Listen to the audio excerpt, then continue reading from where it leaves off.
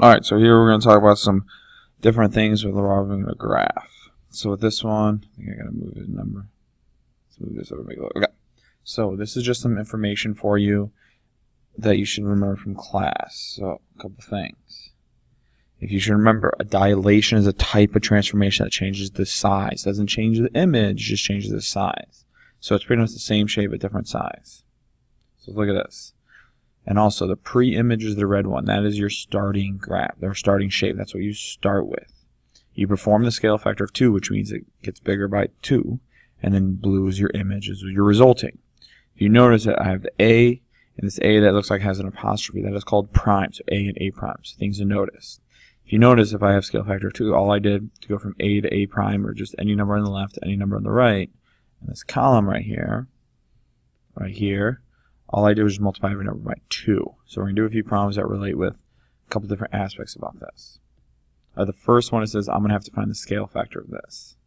So if I can pick any pairs. I can pick the A's, the B's, and the C's. Doesn't matter which one. Let's pick the B's. I don't know.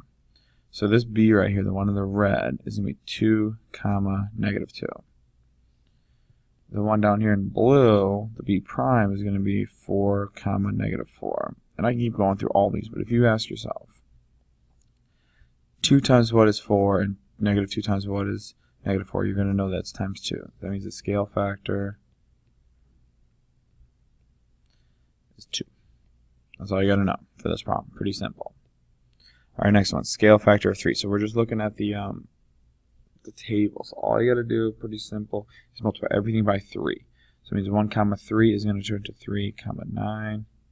2, -4 is going to give me 6, -12. 6 times 3 is 18, 12.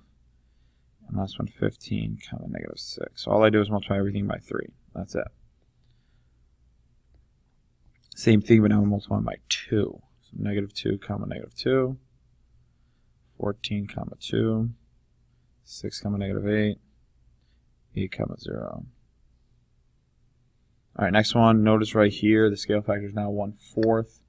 So if you remember, guys, that's actually going to be we're actually getting a smaller number. So that means I would utilize your calculator knowing that it's 0.25 in your calculator because it just makes life a lot easier. Remember, fractions are just divisions. So if I use my calculator, take 8 times 0.25, I get 2, 1. I get 1, 0.5. I get 1.25, -0.75. I get 0, -1. I get 0.75, -0.25. So it's okay to get decimals. It's okay, it happens. No big deal. Alright, last one. I want the scale factor of this to be 1/2. I'll put it right there. That's the scale factor. I don't have it written down anyway, but I want it to be that. So this problem kind of encompasses everything we've talked about.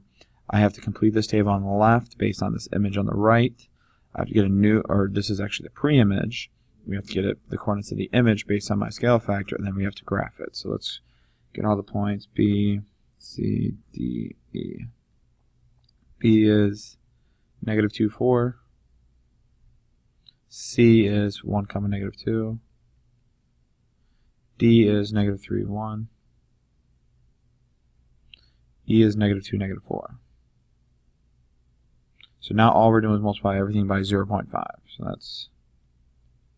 So we're just cutting every number in half. So that's 1, 0.5, -1, 2, 0.5, -1, -1.5, 0.5, and then -1, -2. Also, it's important to make sure you label. I labeled it here, but I'm going to label it here. B prime, C prime, D prime, E prime.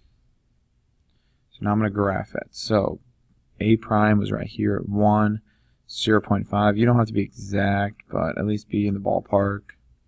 When you get dealing with negatives, I mean, you should be able to tell from your graph if you're close or not.